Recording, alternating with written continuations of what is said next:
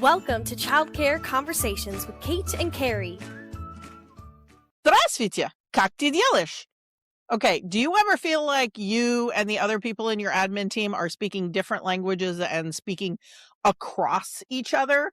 Like you ask them to do something and you think it's very clear what you've asked, and they give you back something totally different. So maybe you said, I would like you to keep track of how many people call, email, or reach out through social media over the next 2 weeks. And what they heard was Siagi Letengine. And you're like, that is not the same thing because you're speaking in different languages. And that's what we're going to try to do today, is try to help you realize that sometimes what you are asking for or what you are hearing, depending on what side of the conversation you are on, is not coming through properly. And so how do we recognize when that's happening and how do we fix it? All right. So in case you didn't know, and you're fairly new to our podcast, Carrie owned 4 centers. And at one point in time, I was one of her directors. So Carrie is going to wear the owner hat today, or she's going to try. Wait, hang on. Let me go get it. Okay. Because she also has been a director in, public school settings and in other situations. And I have been regional managers of multi-site. So we're going to try really hard for Carrie to wear the owner hat. Say hi, owner Carrie. Hi, owner Carrie. and I'm going to try to be Director Kate. So instead of talking about whether or not one hair is curly and one hair is straight, today I'm going to be Director Kate and Carrie is going to be owner Carrie. And we are going to attempt to have a conversation and share with you the things that even we struggled with. Now, you have to remember, even though Carrie and I are cousins and we now have been in business for 25 years, we didn't grow up together. So we weren't necessarily we didn't necessarily have each other's zone of genius really well at the time I worked for Carrie, because that was a long time ago. That was like a whole child ago. It was a couple decades. Yes. Yeah. So thanks, Carrie. So it's been a while. But what an owner needs and what a director needs can be very contradictory or feel contradictory. And the fact that maybe one of you is a morning person and one of you is a nighttime person. So an owl and a lark working together, which in a lot of ways is great, because then you have somebody whose brain is working when the parents drop off and another person whose brain is working really hard when parents pick up.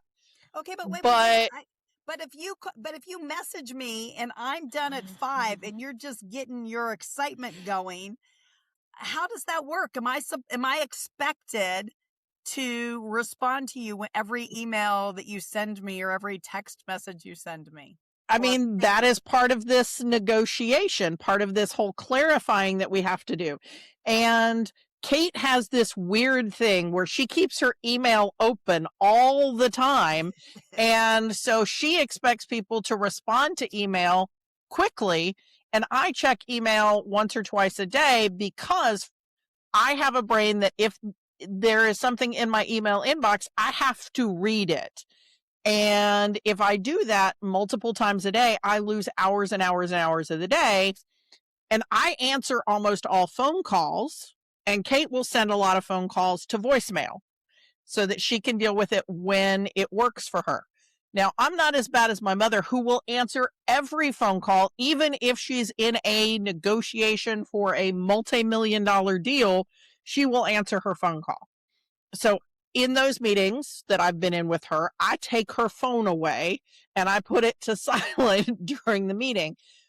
But we've got, communication apps like Slack or Basecamp or something like that. We've got phone, we've got text, we've got email. Who likes which methods of communication? And then maybe you've got somebody who only wants to talk face to face and they want to be breathing your air when they talk to you. So not even a Zoom call will work. They want to be breathing the same air.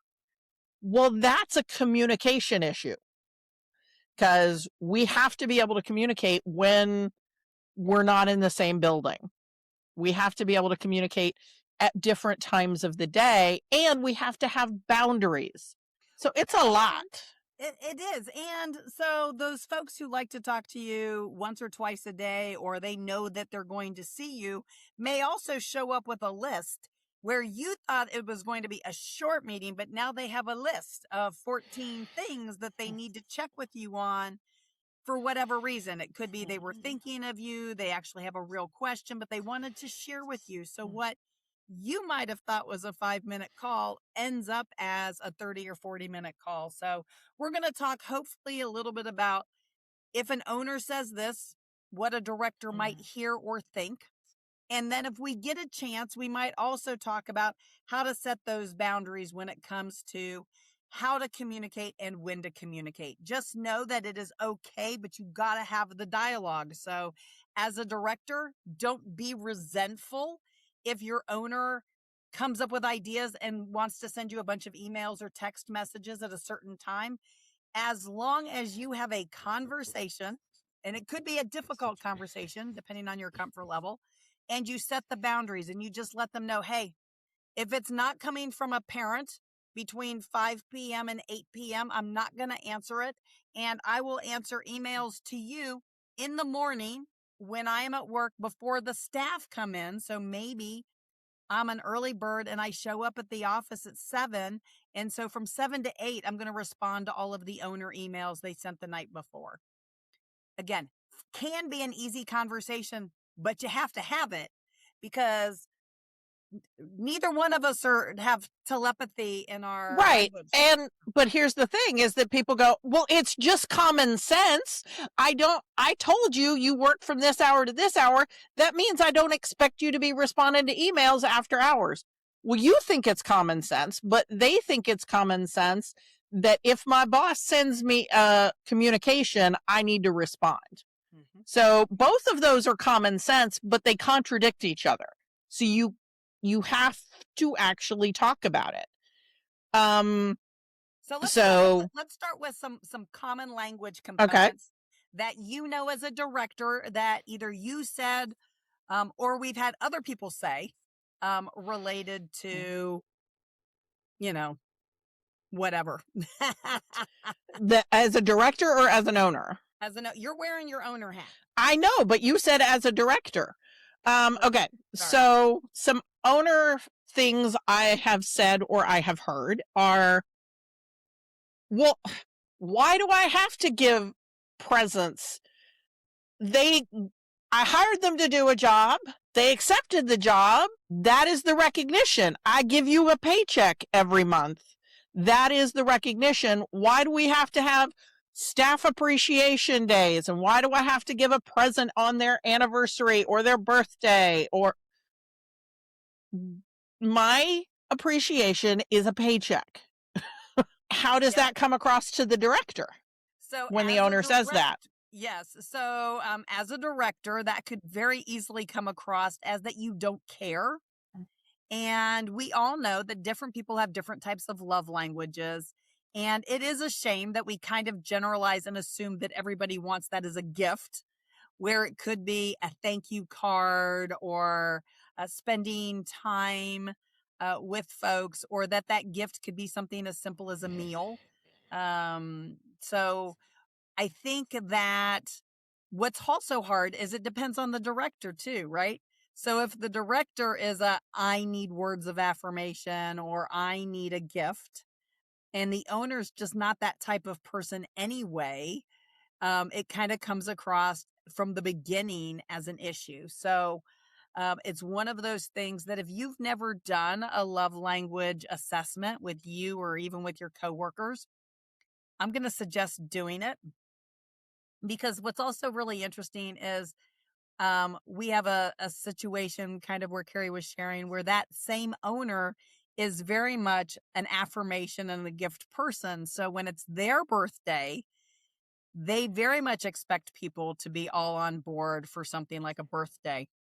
And so again, could be sending mixed messages. So if you are a director and you think it's your job to make sure that your staff have an end of the year gift, maybe you call it a Christmas gift, and maybe your owner doesn't see that, have a face-to-face, preferably, conversation. You might even have some outlines or some examples, and just instead of perhaps maybe coming up with individual gifts for everybody, maybe it's just the directors or admin, or maybe it is taking people to dinner and saying it is from the organization, from the company, or maybe it has to actually come from the owner personally.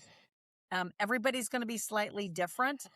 One of the situations that we know has had happen is, how many of y'all listening had some extra money in 2020 and 2021? And with that extra money, you did some things that staff really appreciated, but yet this is that disconnect, right? So now the owner feels like the staff expect that, or maybe the staff do because you did something that was incredibly out of the box, but they loved it.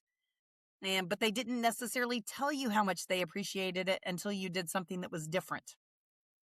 So. Yeah, I think that definitely happens, is that when some sort of appreciation is done for the staff or done for the admin team, and the owner doesn't see or hear any recognition of that recognition, they're like, I just spent $400 for a Christmas party and a third of the people didn't even show up. I'm done. We're not doing this anymore. Well, the 2/3 who did show up had a great time, and they talk to each other and say, oh, it's so great to be able to see you outside. I love the Secret Santa. Like, but that information isn't getting communicated up the chain of command. And if you're the director and you're hearing that, take note of it and send it up, because your owner needs to hear the words of recognition and confirmation and appreciation. As a director, my role would have been to make sure that I send a thank you note to the owner, that I encourage those who really said something to me about how much they appreciated it, and encourage them to also send a handwritten thank you note, because that takes a little more time than just sending a text. But send a text, send a voice message, send something. But as the director, it's my job to identify. I need to be the translator for my staff to help them make sure that the owner understands that the staff appreciated it. But this also means that as a director, if we host something that's going to be coming from the owner, we have to have those conversations early at the beginning, right? Is the owner coming or not coming? Am I signing any sort of a gift card or even a Christmas card? Do I sign it from me? Do I sign it from the organization? Do I sign it from the team? Because I've also seen folks who are like, well, if I'm paying for it out of the school's petty cash fund, I'm just going to write my own name because the owner didn't want it done. But the thing is that's still the owner's money. That's still the organization's money, right? So you got to be careful about how, as a director, you translate that to the staff. Because if the staff think everything came from you and it didn't, and it actually really was paid for by the owner. Well, I mean, I think that also comes back to, what is the standard operating procedure, right? If the standard operating procedure is that each director of a school has $600 available for staff appreciation through the year, and some directors choose to have one big party or one big event, and others choose to send out things for the anniversary of those people being hired, and for birthdays, and for congratulations, you earned your CDA. Like, that needs to be conveyed from the director to the team and say, this is what I'm going to do with our staff appreciation money. Our owner or our board has set aside money for teacher appreciation. And this is what I, as the director, am choosing to do with that teacher appreciation money. And that way, there's the clarity that the money came from the owner and was put into the budget. If you have more than one location, there has to be some discussion about whether or not each location does things differently or not. Because if one school has a big party at the holiday season and the other school doesn't, there's a definite sends a message. And if at the one school people are getting anniversaries or birthday presents or other recognition, again, also a disconnect on what's going on there. So right, it's again clarity and communication. So absolutely. What are some where's another situation, Carrie? Another phrase, because we can stay on that one topic all day if we're not careful. So yep. So I mean, another one. I mean, there's always conversations about enrollment, right? Why are there only 12 children in the older toddler classroom? That classroom is licensed for 18. Why are there only 12? So right. That sounds kind of accusatory, right? Why are there only 12 kids instead of 18? As a director, that's where my staff like the number, right? So my staff like having the 2 teachers, the 12 kids.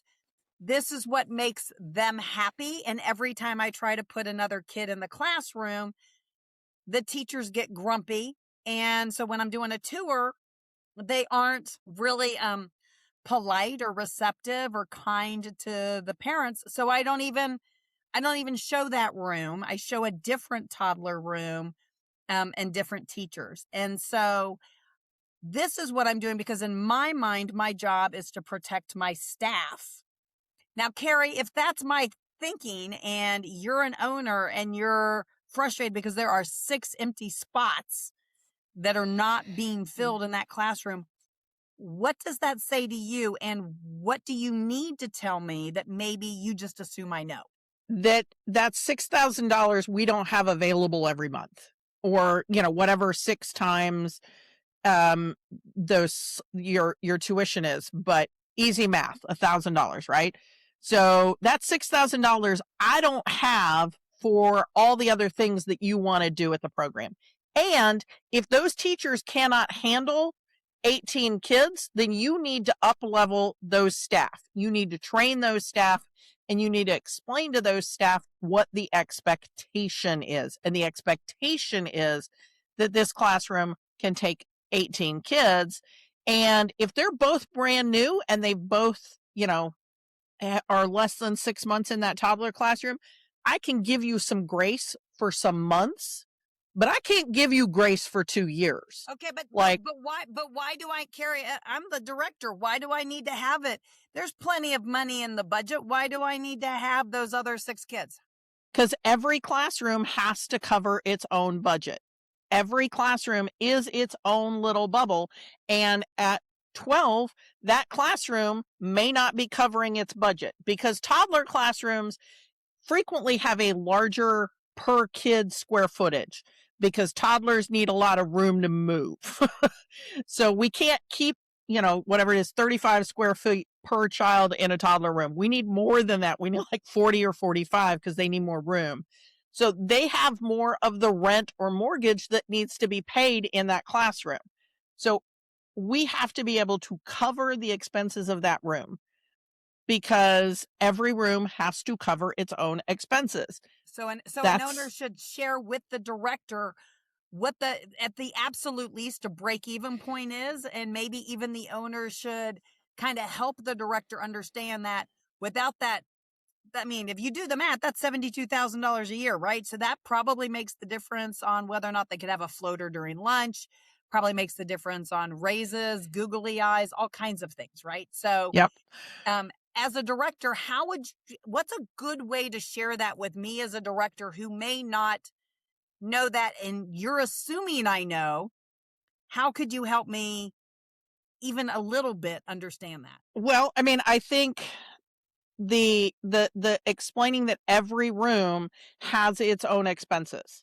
Yeah. And yes, we have the center wide, this is the pay scale, and just saying The only way we can operate the way that is best practice is if we have a buffer, if we have some money so that when we need to hire an extra floater or have a dedicated floater in that toddler classroom because there's some biting happening in the classroom. So we want a floater in there for 4 hours a day instead of wandering the halls because this week is a biting week. So we need that floater in there.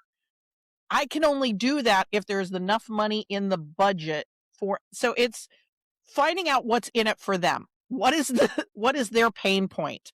What is the pain point for that director? Is it having the flexible staffing and being overstaffed so that I can pull somebody into a classroom when there's a behavior issue? Or is it that they want to refurbish the playground? Or every director has things that are in their head that they're trying to get the owner to spend money on, that the owner's like, I don't have the money to spend on that right now because you've got 6 openings in the toddler classroom. Absolutely. So what's in it for them, and talk about it from that perspective. I think that's great. I also think it's probably important because, again, as a director, I'm doing envelope math and I'm like, you're bringing in $12,000 a month in that classroom. So if just telling me that I have to cover my expenses doesn't work if you haven't shared with me what those numbers are. Right. And I think the break even and say this room has to be at 14 kids in order to cover all of its expenses. But you might need to share with me, again, depending on even the background of the director, because some directors come with a business background and so they actually know all of the expenses that happen in the building. But if I'm a fairly new director in my late 20s or early 30s who went from being a teacher to a director, I may not realize all of those expenses. And so you may have to literally spell it out for me to understand that just for that room to be open before there's any kids, before there's even a teacher, it costs X amount of money. And that's because we have rent, we have utilities, we have pest control, we have insurance. Yeah, I was about to say, I think the director's salary, like who pays my salary? So I think that sometimes directors forget that their salary or the admin team as a whole, all of their salaries get sprinkled amongst all those classrooms. Like that's not like that has to be paid by somebody. So it's part of the overhead. Yeah. So. And so again, it's going to depend on what are the specific skills of the owner, of the director, of the regional manager, if you've got a regional manager. But when you're having resistance because teachers don't want more kids in a classroom, we need to look at up-leveling the skills of those teachers. And that is the director's job. That is not the regional manager or the owner's job. That is the director's job. But they don't know it's their job if their boss doesn't tell them it's their job. They think that their job is to take care of their staff and retain their staff, which it is. But I don't want to retain my staff at the skill and training level they were when they got that job. The whole part of your job is to develop the team so that they're getting better and better and better, is one of those things that I think we do a decent job of talking about it in our director credentialing class, but I never heard it in any of my college courses. That was never brought up in any of my college classes in childcare administration. Never. And I think that that's one of those huge disconnects between an owner and a director. Absolutely. And so just closing thoughts, if you are an owner and you're listening to this and you don't know your break-even points for your rooms, reach out to us and we will get you some worksheets and we can even set up some consulting calls and help you with that. If you are a director and you don't know what the break-even number is, so in other words, if your owner hasn't shared with you that you have to have 14 kids in a classroom to cover the expenses, or that you don't understand that your infants will never make a profit because you're looking at the expense or the amount of money that comes in and you're like, that's got to be profitable. We always need all the infants. Chances are that's not necessarily the case. And we can definitely show you some examples of that. If you're listening to this and you're like going, okay, they are so speaking not my language. Today, we are actually doing a workshop with ECI webinars on that director owner disconnect. And if you are listening to the podcast before 12 o'clock Eastern on the 26th of February, go listen to us more of this topic, another 90 minutes, or you can always catch the replay. So in the show notes, after tomorrow. So on 2/27, we will share the replay link of that webinar. And hopefully you have joined our newsletter list, because Childcare Conversations does have a newsletter that goes out twice a week. If you go to childcareconversations.com, subscribe to the podcast newsletter, and we will make sure that you also get that update. And sometimes we even share, some tips, some tricks, even some things to download to help you make sure that you get the most out of these episodes. So we'll talk to you in a few days. Thanks for tuning in. We love bringing you real talk and fresh insight from the world of early childhood education. Be sure to follow us on social media to stay connected and catch all of the latest episodes. And if you're planning a conference, training, or special event, Kate and Carrie would love to speak to your audience. You can learn more about their keynote sessions and workshops at kateandcarrie.com. If you learned something today, share the show and leave us a review below. We'll see you next time on Childcare Conversations.